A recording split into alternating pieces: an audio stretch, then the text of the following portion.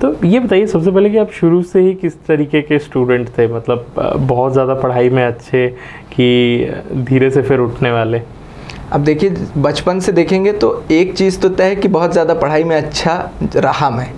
अब वो कैसे रहा क्या, क्योंकि बचपन से ही ना मुझे थोड़ा सा शांत था मैं जब बहुत छोटा था, तो मुझे पढ़ाई ही अच्छी लगती थी। स्कूल जाना भले ही सबको नहीं अच्छा लगता, लेकिन पढ़ाई अच्छी लगती थी। तो चाहे स्कूल के हर एग्ज़ाम हो उसको मैंने बहुत अच्छे से, चाहे नेशनल टैलेंट सर्च एग्ज़ाम हो, NSTSC हो, सब चीज़ों में मैंने पार्टिसिपेट किया और अच्छे स्कोर आए। फिर एग्ज़ाम्स में अच्छे आने ही लगे। घर वालों को भी ये था कि ये अच्छा पढ़ता है, तो मुझको सिर्फ ऐसा लगता था कि मैं एक ही चीज़ में अच्छा हूँ, वो है पढ़ाई। तो मैंने पढ़ाई की। फिर 8th 9th आते आते फिर मुझे ये भी समझ में आया कि बोलने, डिबेट, स्पीच, इन सब चीज़ों में भी पार्टिसिपेट करना चाहिए, तो मैं उसमें पार्टिसिपेट करने लगा। मैंने अपने स्कूल में ड्रामा भी किया, लेकिन एक चीज़ जो साथ बनी रही वो पढ़ाई थी। फिर 10th आया, तो 10th में हमारे समय में CGPSC ने CGPA सिस्टम किया था, तो उसमें भी मेरे अच्छे CGPA आया, 9.6 ग्रेड आया। फिर उसके बाद 12th में भी 90% आए और सब अच्छा। मतलब पढ़ाई एक ऐसी चीज़ है, अगर आप पूछ रहे हैं तो जिसने मेरा साथ कभी नहीं छोड़ा है, सरस्वती माता की कृपा, मतलब हमेशा साथ रही। और फिर उसके बाद तो कॉलेज और ये, तो मैंने, क्योंकि कॉलेज जो है मेरी वो गवर्नमेंट इंजीनियरिंग कॉलेज से की है, तो उसके में आपको चयन होने के लिए PET देना होता है, CGPET। तो CGPET का एग्ज़ाम मैंने, चूँकि मैं JEE मेंस मेरा ज़्यादा रुझान नहीं था IIT या NIT उस वक्त, मुझे करना हमेशा से यही था, पर CGPET जब मैंने दिया और मेरा रैंक बहुत अच्छा हो गया, तो फिर मैंने BE कर ली इंजीनियरिंग। और उसमें रैंक अच्छे होने से फ़ायदा ये हुआ था कि मेरी कोई फ़ीस नहीं लगी थी गवर्नमेंट इंजीनियरिंग कॉलेज में। तो इस तरह से ये हमेशा एक माहौल बना रहा है, और मन में लक्ष्य यही था कि UPSC या CGPSC में करना है कुछ, तो धीरे धीरे उसकी ओर बढ़ चले। कौन से मीडियम से आपने दिलाया था PSC एग्जामिनेशन? मैंने इंग्लिश मीडियम में दिलाया। इंग्लिश मीडियम में। और कौन सा अटेम्प्ट था ये आपका? मेरा देखिए, ये ऐसे देखें, CGPSC का 3rd अटेम्प्ट है, लेकिन चूंकि मैंने आपको बताया कि UPSC से मैंने प्रिपरेशन स्टार्ट की। 2019 में मैं ग्रेजुएट हुआ सिविल इंजीनियरिंग से, तो जून में मैं चला गया दिल्ली, विजन IAS से मैंने UPSC की कोचिंग शुरू की। अब कोचिंग 7 महीने ही हुए थे कि पूरे विश्व में एक बहुत बड़ी चीज़ हो गई, कोविड, और लॉकडाउन लग गया। तो लॉकडाउन के शुरुआत में ही मैं वापस घर आ गया, बाकी बची कोचिंग ऑनलाइन हुई। उसके बाद मैंने UPSC का अटेम्प्ट दिया। उस बीच में CGPSC का मेरा फर्स्ट अटेम्प्ट मैंने दिल्ली से आके दे दिया था, पर वो अटेम्प्ट मुझे ऐसे लगता है कि मैंने अपना एक अटेम्प्ट पूरी तरह वेस्ट किया था। वो भी एक जस्ट क्योंकि मेरी माता जी चाहती थी कि तुम एक बार दे के देखो। उन्हें ये डर था कि ये कभी CGPSC नहीं दिलाना चाहता है, उनको ऐसा लगता था, जबकि मेरा ऐसा विचार नहीं था। तो वो अटेम्प्ट मेरा चला गया। हालांकि मुझे उसमें ये पता चल गया कि ये UPSC और CGPSC 2 अलग अलग चीज़ें हैं। फिर भी मैंने UPSC की तैयारी तो मुझे करनी थी, तो मैंने अटेम्प्ट दिया। अटेम्प्ट देने के बाद हुआ ये कि वो नहीं हुआ।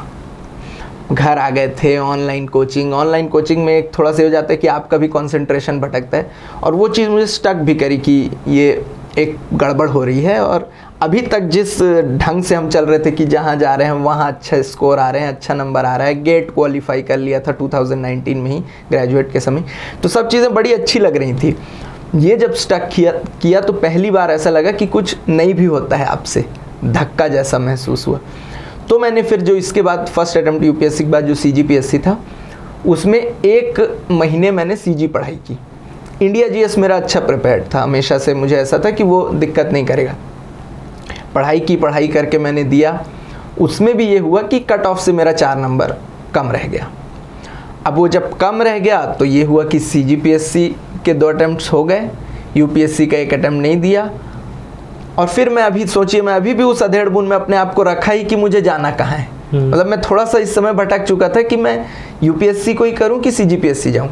मैंने फिर निर्णय लिया कि मैं UPSC देता हूँ, क्योंकि 4 महीने बाद है, तो मैं मेंस की मेरी प्रिपरेशन अच्छी है, UPSC की मैं प्री देना है। सेकेंड वेव आ गया। सेकेंड वेव ने ऐसा किया, आपको मैं बता रहा हूँ कि जैसे होता है ना कि आप कुछ करने सर मुंडाते ओले पड़े वाले, तो आप एक तो वैसे ही कंफ्यूज हैं, ऊपर से सेकेंड वेव में मुझे कोविड भी हो गया। उस कोविड ने मुझे 14 दिन तो बस नहीं परेशान किया। 14 दिन तो मैं जब ठीक होकर निकला, मैं पहले दिन पेपर पढ़ रहा हूँ तो ब्लैक फंगस, वाइट फंगस, इन तरह की खबरों ने मुझे इतना डराया कि जो आदमी रोज़ न्यूज़पेपर रीड कर रहा है, एस्पिरेंट, उसने न्यूज़पेपर पढ़ना छोड़ दिया कि मैं जहाँ देखता हूँ मुझे ऐसा लगता है मुझे ना हो जाए। तो वो उस तरह के फेज से गए। UPSC लेकिन आते तक मैंने तैयारी अच्छी कर ली थी। मैंने यूपीएससी का अटेम्प्ट दिया, 2 से 3 नंबर से वो फिर रह गया। अब मुझे ऐसा लगा कि मैं बहुत ज़्यादा टूट गया हूँ। रिज़ल्ट आया था तो मैं अपने घर के बैठक में बैठा हुआ था, तो मेरी जो माँ हैं वो आई और उन्होंने मुझे धीरे से कहा कि हो सकता है कि तुम्हारा इससे में कुछ बेहतर ही लिखा है, तुम ट्राई एक बार और CGPSC को करके देखो। तो फिर मैंने अगले ही दिन 10 नवंबर का वो डेट है कि मैंने उस दिन अपना सिद्धि लाइब्रेरी यहाँ गांधी चौक में वो ज्वाइन की। टुटेजा कोचिंग में मैंने टेस्ट सीरीज़ ज्वाइन की और मैंने पढ़ाई शुरू कर दी। अलग अलग छत्तीसगढ़ की एक किताब ले आया, हरिराम की जो किताब जो पढ़ते हैं सामान्यतः, उसको, और जो प्रीवियस मेरे नोट्स थे पिछले साल के, और चूंकि इंडिया जीएस के मेरे पास विजन IAS के नोट्स और अपने टेक्स्ट बुक पहले से थे, तो उसके लिए मैंने कोई और बुक फिर रेफ़र नहीं की और मैं उनको पढ़ता गया और क्वेश्चंस लगाता गया। तब जाके ये पहली बार प्री चक्र जो बोलते हैं ना, अभिमन्यु चक्रव्यूह, मुझे डर था कहीं मैं अभिमन्यु ना हो जाऊँ कि घुस तो गया पर निकल नहीं पाया। तो आज अच्छा लग रहा है कि निकल भी पाया हूँ। बहुत सही। पर आपको ये डिफरेंस नहीं दिखा, आप यूपीएससी की कोचिंग किए फिर CGPSC में आए, तो यहाँ पर जैसा देखा जाता है, बोला जाता है कि इंग्लिश मीडियम के उतने रिसोर्सेस नहीं हैं, उतने कोचिंग्स नहीं हैं जो प्रॉपर उसी डायरेक्शन में कराता है। तो ये थोड़ा आपको स्टार्टिंग में आए होंगे तो लगा होगा डिफरेंस। क्या वो प्रॉब्लम्स थी जो आपने फेस की? क्योंकि यहाँ पे बहुत सारे इंग्लिश में दिलाने वाले भी एस्पिरेंट्स हैं जो इस चीज़ को एक बार सोचने लगते हैं कि हिंदी में दिलाएं क्योंकि रिसोर्सेज ज़्यादा हैं, कि इंग्लिश में ही दिलाया जाए क्योंकि अच्छा है, उनका शायद मीडियम ही इंग्लिश है। तो आपने क्या सोच के, आपने क्या क्या प्रॉब्लम्स फेस किया और फिर कैसे उस चीज़ को किया? देखिए, ये तो वाकई में बहुत बड़ा सवाल था, क्योंकि जब मैं वहाँ से भी लौटा, आपको अभी तो मुझे नहीं पता, अब तो शायद सबके मटेरियल्स, क्योंकि मैंने जब पहली बार मैंने 2020 में आके मटेरियल उठाए इंग्लिश के, मैं कोचिंग का नाम नहीं लूँगा, अच्छी कोचिंग इंस्टीट्यूट्स हैं इंग्लिश में जो बोलती हैं कि वो पढ़ाती हैं, उनके ग्रामेटिकल मिस्टेक्स इतने ज़्यादा थे, इतने ज़्यादा कि गूगल ट्रांसलेट से भी अगर ट्रांसलेट किया जाए तो इतनी गलती नहीं है। मतलब मैं आपको बता रहा हूँ, मैंने सोचा इसको मैं क्या ही पढ़ूँगा, और मैं ये मान चुका था कि शायद मैं CGPSC, क्योंकि मेरे लिए देखिए, मैं हिंदी मेरी मातृभाषा है, हिंदी में मैं बहुत अच्छी बातें कर सकता हूँ, लेकिन हिंदी लेखन की जो स्पीड चाहिए, जो जैसे एक उदाहरण के लिए शब्द बताता हूँ, ट्रॉपिक ऑफ कैंसर, इसको हिंदी में कहा जाता है उष्ण कटिबंधीय कर्क रेखा। मेरे लिए उष्ण कटिबंधीय शब्द को याद रखना और दिमाग में उस तरह से सेटअप करना, जो टेक्निकल टर्म्स है, वो बहुत ज़्यादा डिफिकल्ट हो जाते हैं। तो मैंने ये तो निर्णय किया था कि मैं पेपर तो अंग्रेजी माध्यम में ही दूंगा, क्योंकि बचपन से वही किया है। मेरी स्कूलिंग भी Saint Xavier's High School Bilaspur से हुई, तो वो टोटल इंग्लिश मीडियम ही रही। अब वो जब सेकेंड टाइम जब यूपीएससी अटेम्प्ट नहीं हुआ और मेरे पास अब रिसोर्सेस की मुझको तलाश करनी थी, खासकर मेंस की, तो फिर मैंने जाके दुकानों में पता करना शुरू किया अपने दोस्तों से जिनका चयन हो गया उनसे। तो उन्होंने बताया कि यार ये पेपर तो मैंने हिंदी में दे दिया है, वो तो मैंने ऐसे दे दिया है। अब मैं सोच रहा हूँ कि मैं भी निर्णय लेने वाला था कि चलिए अब नहीं समझ में आएगा तो कोई पेपर देंगे, ट्राई करेंगे, लैंग्वेज का पेपर तो हिंदी में देना ही है, हिंदी इसको भी सीख लेंगे।